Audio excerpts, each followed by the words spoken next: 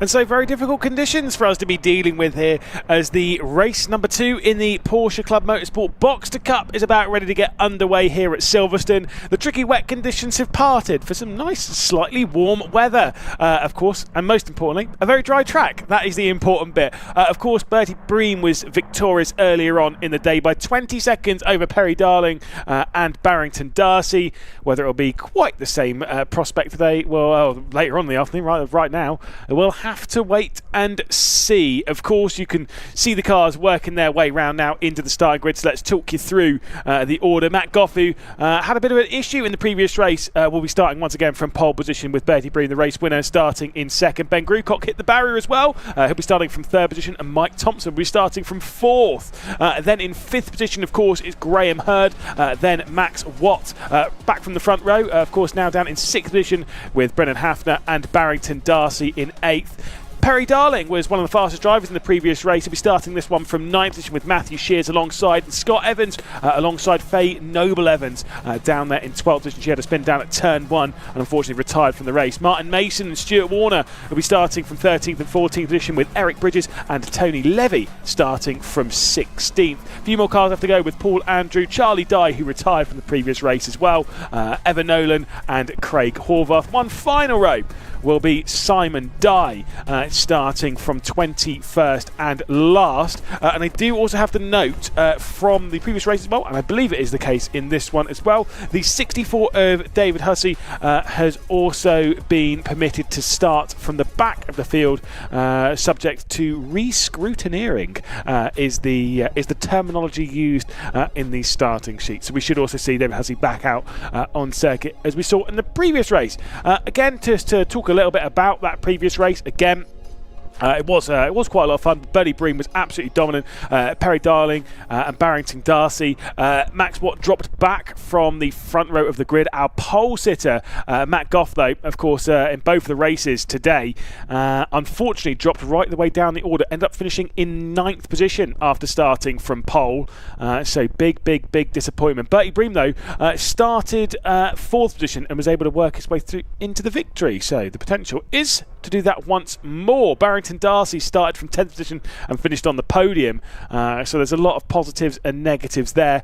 Of course, not too many drivers were dropping right the way down the order. I think the retirements, it was Paul Andrew, Brendan Hafner, who was actually running really strong in the race before retiring, Charlie Dye and Faye Noble-Evans. It was only Scott Evans, the 44, that was actually a non-starter. We did kind of note that wasn't actually present on the grid alongside Faye Noble-Evans. Was originally slated to start that race from 11th position, the exact same position that he's slated to start this one is Scott Evans, so fingers crossed is there. I'm having a little look. I believe I can see Scott Evans in the blue car about 6 rows off of the top. Well, here we go then for the second race of the season. Matt Goff and Bertie Bream about to start from pole position in the front row. The lights will come on and the race will begin. 25 minutes onto the clock for the second time this season. We are underway. A bit of a stall there in the background, or maybe just not even getting going as we race our way down into the first corner. Matt Goff with a great run around the outside to hang on to the race lead. You've got the number 8 there of Bertie Bream still holding on to second position, who was able to fend off the third place there. It wasn't Ben Grucock, though. It's Mike Thompson who's got up now into third position in the black and red car. Ben Grucock in that distinctive bright green has dropped back a single position on the race start. It's Barrington Darcy, I believe, trying to get straight to the outside for the top 5 and maybe outside of the circuit. Straight on goes, I believe, Barrington Darcy. Certainly is. Darcy's been off the road and dropped to the rear of the field, and unfortunately another issue for Faye Noble-Evans. Back round she goes and to the rear of the field. Here comes the move though for the race lead. It's Bertie Bream going for it, trying to clear the weekend as he sends it straight down the inside. Bertie Bream to the front of the field after that excellent move there on Matt Goff, who's probably just looking to score some decent points in this race after the disappointment of the race earlier on in the day. What different conditions it is they're racing in. Remember as well, the last time these drivers were in the car was the previous race in those kind of horrible conditions, to be perfectly honest. So yeah, you don't get any warm-up or practice between the races. You just got to jump in and do it. We've got the 44 here that belongs to Scott Evans. Started from 11th position, already worked up to 4th. That's very impressive from Scott Evans, who obviously didn't start the previous race. getting past Ben Grucock there. And you've also got the number 23 of Max Watt directly behind, trying to get around the outside of Ben Grucock as they head their way back out into the Wellington Straight. Max Watt's trying to make the move as we focus on the battle now for second position. Goff about to be passed potentially here by Thompson on the outside as they head their way down into Brooklyn, squeezing just a touch. And there comes to the outside Thompson in the black and red. That's going to go in a bit too deep, and he's going to have to settle for third position as it is going to be Goff holding on to it.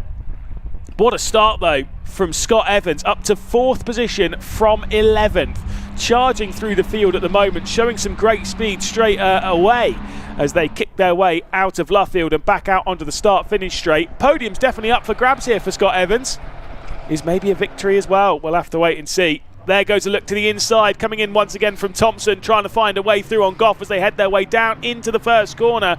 And that will be the move done for Thompson. The number 6 of Mike Thompson then up to second position. Can Scott Evans chuck their way into it as well as they head their way now down into Maggots, and the 46 there of Max Goff taking a very defensive line, trying to hang on at the moment. Straight to the outside goes the 44, and here comes Scott Evans straight around the outside. Might have breached track limits in doing so, but hey, that's fine. Bright red wheels, you can see exactly where he's been when it comes to his track limits. Straight around the outside he's going to go though of Max Goff. He might lose 2 positions in a single lap. Already got Thompson comfortably clear, and now Scott Evans is also clear as Ben Grucock got a bit of a problem coming from behind as he's being battled and trying to be forced down the order by Perry Darling in the number 81 car, and that is indeed Perry Darling is through. Bit of a spin there as well. That was certainly assisted. Matthew Shear's been sent round there as Shear's been sent off. I believe that might have been the number 99 of Graham Hurd. Actually no, I don't think it was.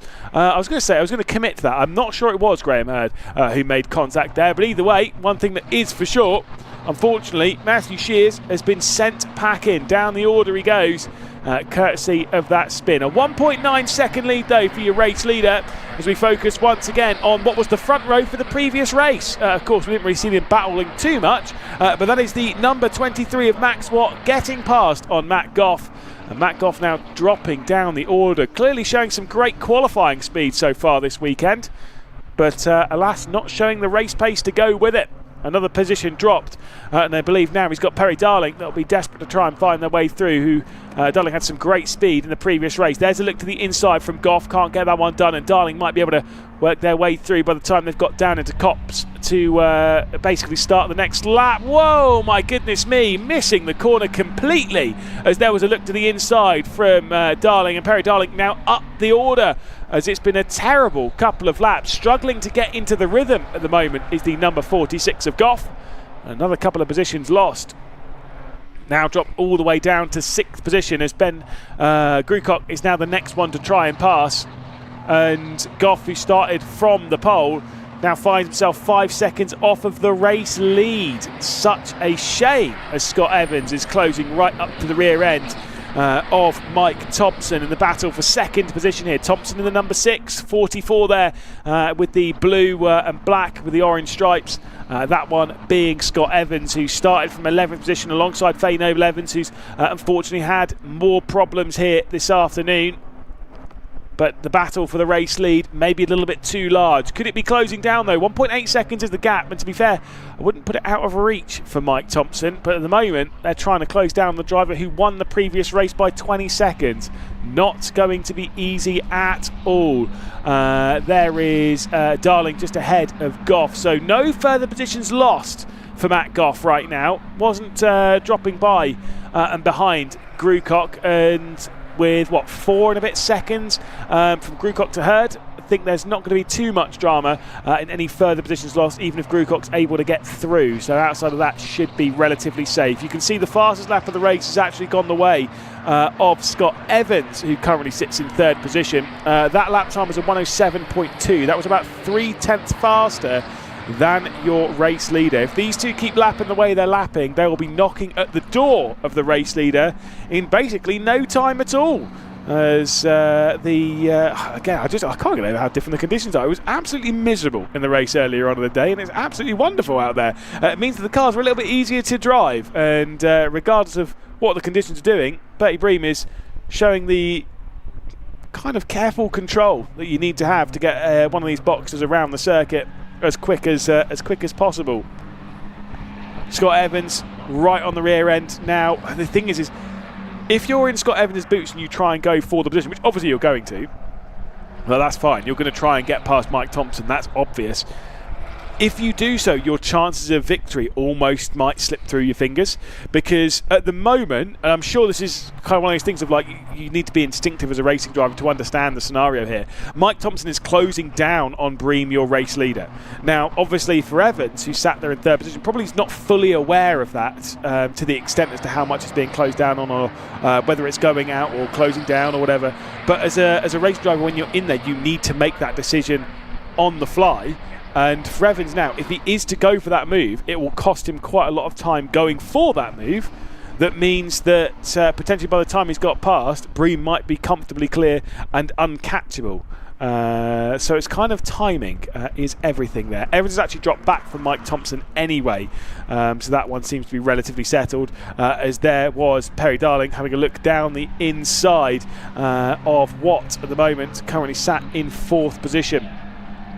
So no move to be able to be completed there from Darling, who had such an impressive drive earlier on in the day, and will try and find a way past, I'm sure, on Watt, but it's been a much calmer race so far, as you would kind of expect with the conditions. Bream leads from Thompson, from Evans in the 44, from Watt there in the 23, then Perry Darling, then Matt Goff, then it is now Hurd. What has happened to Ben Grucock, who's dropped down now to 10th position? It's Hurd, then Barrington Darcy, who obviously had a bit of a moment earlier on in the race by going out wide. Then Levy, then Grucock, then Mason, then Horvath, then Warner, then Shears, Bridges, Hafner, Andrew, Hussey, who is in the race, finishing at the moment, about to come round to complete a lap. Faye Noble Evans is still in the race. Nolan and Dye right the way down at the rear of the field, unfortunately. There's a look to the inside though from Darling, trying to get past Watt for fourth position. Unable to complete the move just yet, but again, it might just push you offline by the time you get under the brakes and leave Luffield. It's all about setting up the move a few corners in advance, and that's what Darling is trying to do here to back up yet another solid result. Second place, of course, in the first race earlier on in the day. Not quite going to be second, as they do have a bit of lap traffic to navigate as well. There goes the move to the inside as Darling is trying to get past Watt now, centred on the brakes. Obviously they're still side by side. They're going to be very close here on the exit of Copse. A little bit of a brush between the two of them, but again, that is absolutely fair racing as Watt's desperately trying to hang on at the moment for fourth position. Still to the inside comes Darling, but has to settle and sits in behind, stays in fifth place. That was great driving for Max Watt to hang it around the outside of Copse and then keep it there all the way down to the second corner, really, on the racetrack. So they're going a lap down the purple and orange car. So we're just jumping out of the way. I believe that one might be, I was going to say it was going to be the 71 of Simon Dye. I think it might be. Just going a lap down on this. Obviously Faye Noble Evans is actually back in pit lane after the spin, and there is the 3 of Matthew Shears, gone for a bit of a spin down at Maggots, and now we'll get back going again, but a bit of a shame and a lot of work to do then for the number 3 car. Bit of a shame indeed. Back up there was Scott Evans working his way through. Scott Evans has not been able to keep up with the pace of Mike Thompson, by the way, and that gap for the race lead has now dropped to under a second for the first time since the first couple of laps. Bream is starting to feel the pressure as Thompson has set the fastest lap of the race. Bream PB'd on the last lap, set a 107.309. But Thompson in second place set a 107.234, so just about a tenth faster than your race leader to bring that gap under a second. And the closer it gets, almost the easier it gets. And once it gets under that sort of 5, 6, 7 tenth margin, that's when things get a little bit more comfortable. You get a little bit of assistance just from the air being punched out of the way by the car ahead. Of course, slipstream's not extremely beneficial in cars like this at speeds like this, but still it does help somewhat. It's kind of once you get into that margin under about 0.6 of a second that you start feeling some major form of assistance from it. This is back to the battle between Watt and Darling for 4th position at the moment, and Watt is able to hang on. Max Watt not defending down into Copson turn 1, and I do get the feeling that Darling might be able to send one down the inside, but then again Watt did stick it around the outside last time. Going to try and do very much the same thing again and carry the speed off the corner, but this time getting pushed out a little bit wide there from Darling, and now it seems like Darling has completed the move and is up into 4th place. We'll brake hard and steer it in then into Maggots, being careful not to let the rear end step out on turning, which is so easy to do once you get onto the brakes and send it, of course, into that corner where, you're coming off of a slight downhill, so that all the weight is kind of on the front of the car anyway. Once you get under the brakes, it sends all of the weight to the front of the car, or as much as possible, and that can sometimes lift the rear end up ever so slightly, which can cause a couple of slides in awkward places. There's Ben Grucock then sending one down the inside of the 99 of Hurd, and that move will be complete. Not 100% sure as to what happened to Ben Grucock, but of course that car has hit the barrier already today.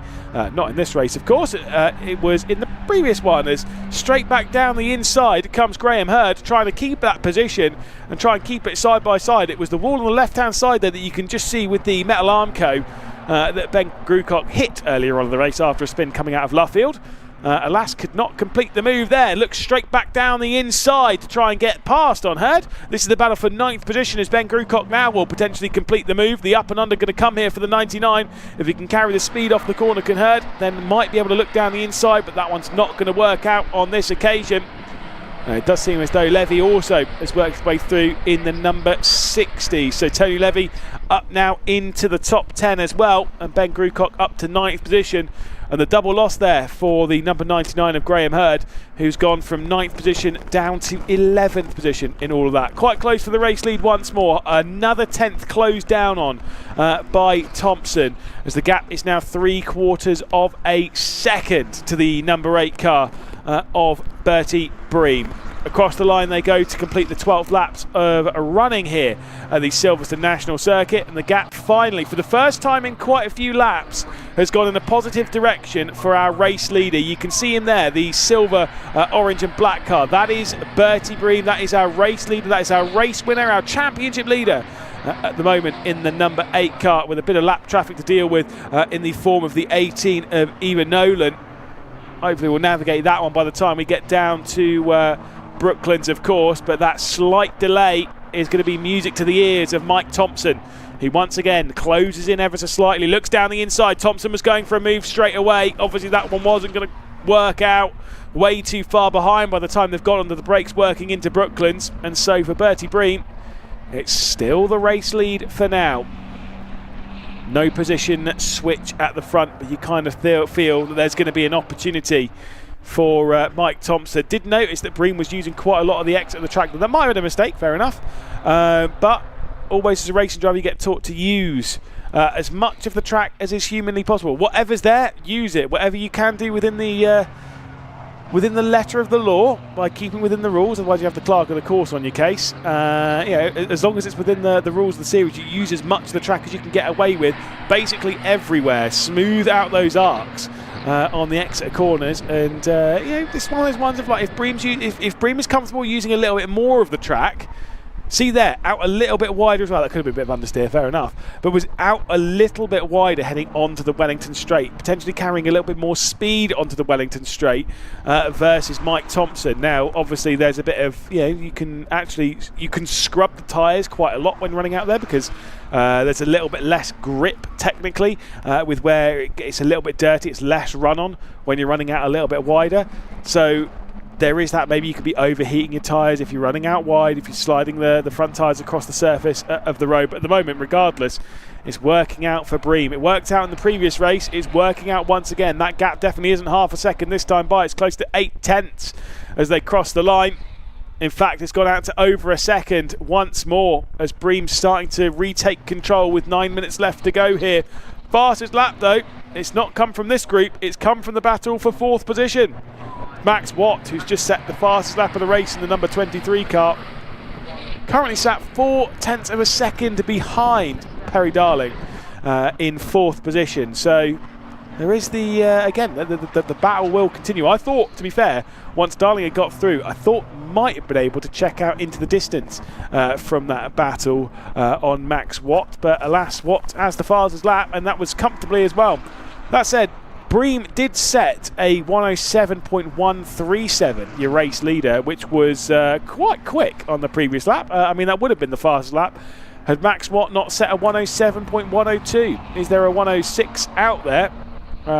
Unlikely, but there is potential for it, sure. Obviously, you can see there the yellow and black car. That there is Max Watt, so the one that's sat in 5th position at the moment, battling for 4th place with Perry Darling. Unfortunately for them, not a podium, which Watt will be quite disappointed with how this weekend has unfolded, considering the great qualifying in the first race with a front row start. Slightly worse qualifying, obviously, in this one, but still, knowing that you got that speed for that first race in that qualifying session, to not take home a podium would be pretty tough for Max Watt. Not quite as tough as it would be for Matt Goff, who's obviously the one directly behind in 6th position, who started pole position in both of the races. Alas, will not be scoring even a top 5 at this rate from either of the races. Obviously had a bit of a struggle in the previous one, did Goff. Ended up down in 9th position, so it could be 6th and 9th for the number 46 of Matt Goff. Evans is driving around basically just by themselves, but he's being caught by that group behind as we head our way a little bit further down the order then, with some of the... just a bit of a battle. It is definitely further down the order, as we're seeing the fight at the moment, just a bit down the leaderboard. The number 25 car at the moment just trying to hang on at the moment for position just outside of the top 10. It's 15th position for Horvath at the moment in that number 25. You've got Bridges as well behind that purple and green car, and then they have the number 7 of Paul Andrew, I believe, directly ahead.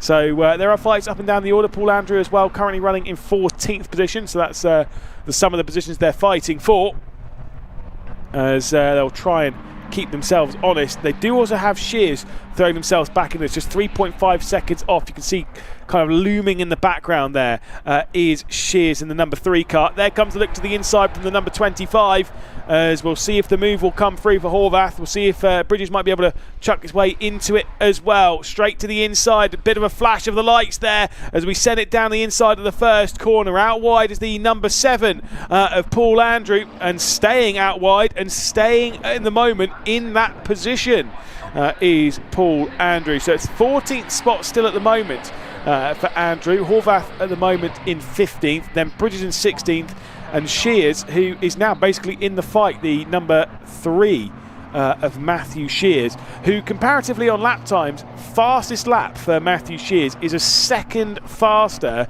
than the 3 drivers ahead. So you would certainly say pace-wise it would be advantage to the green car at the rear end of this group. Back up to Barrington Darcy in the battle. What has happened here? I've had Hafner, I think, was it's just Hafner losing out of the position rather than Barrington Darcy. Dropped down the leaderboard a bit more there, did Hafner, but I think it was just a single position switch to Barrington Darcy, who's trying to work the way back up the order after running wide at the second corner of this race. A podium in the previous one from Barrington Darcy, not going to happen on this occasion. But I will say, I was talking about this a little bit actually after the race when we were discussing it. Barrington Darcy in the last race has absolutely no fear at all, driving like a madman in the wet conditions, in the really tricky conditions, was still, even despite 2 separate spins around the circuit, was still full send all the way until the checkered flag, which I'm not going to lie, I seriously respect. I think that's crazy, but I respect it. They're so brave to be able to do that in these conditions, and yeah, sure, you get those odd spins, and that happens, but you know, that's where you build some car control. You have a spin, you understand where the mistake came from, and then you just push on, but keep pushing hard, not scared of the car at all, which is exactly what you want. There was Evans, Scott Evans, the driver currently sat in 3rd position, which I did want to touch on a little bit. The lap times, I was going to wonder, no, Scott Evans is actually driving really pretty decently on pace. and was actually a second faster than Mike Thompson up ahead. Obviously that gap's not going to be caught, but I was more worried that potentially Evans was going to be caught by the cars behind. Alas, the lap time, it was 0.3 faster on the previous lap for Evans over Darling. So at the moment it does seem as though this position is definitely in control of the number 44. 3 minutes and 30 seconds left to go. Should be from this point 4 laps until we see the checkered flag, with another victory going the way of Bream at the moment. That control of this championship thus far seeming very comfortable for the number 8 car of Bertie Bream after the victory earlier on in the day in the tricky conditions. Not quite as dominant in this one, but still dominant nonetheless. As soon as that gap grew to over a second for the second time, the gap has absolutely exploded to Mike Thompson, whose pace is actually getting questionable at this point in the race. For the yet another lap, it wasn't quite a second, but it was about 0.7 of a second slower than Evans behind. I wonder if Thompson has overdone the tyres, has pushed them a little bit too far at the moment, and maybe they're overheating of some description, or maybe he's lost concentration. I don't know, but at the moment Mike Thompson's lap times compared to the race leader, you're talking 1.2 seconds slower than the race leader, and about 0.7 to a second slower than Evans each lap, and there will be another 3 laps from this point. Across the line it was a 108.4 for Thompson. It's a 107.5 for Evans, once again losing out nearly a second. Now obviously you can do some quick maths, I'm sure you can. 3 laps left to go in the race. The gap between them is 3.4 seconds. Now that's obviously needs to come down a second and a bit a lap, and it's coming down at 0.9 of a second a lap on average over the last few. So mathematically it's not going to happen for Evans. He would need one more lap. But the point is, if Thompson's struggling now, if he doesn't find his footing, the pressure will be dished out, and when heart rates rise, that's when mistakes can really come in. So as much as it says 90 seconds left to go in the race, it's going to be a very, very long 2 laps for the driver currently sat in second position in the race, who in turn is now being caught ever so slightly by Perry Darling. So there might be the potential for a battle for fourth. It's unlikely.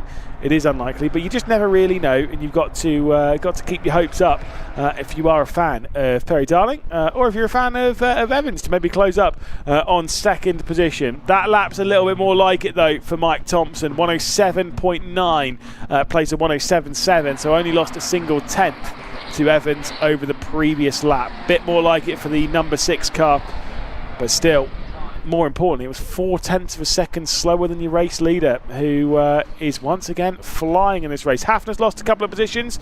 That one was to Grucock and to Levy, although I believe might be dropping down the timing tower. That could be a transponder error for the number 13 car. Is still is listed by race control as not a working transponder for the number 13, but it could still be a bit of a problem for him.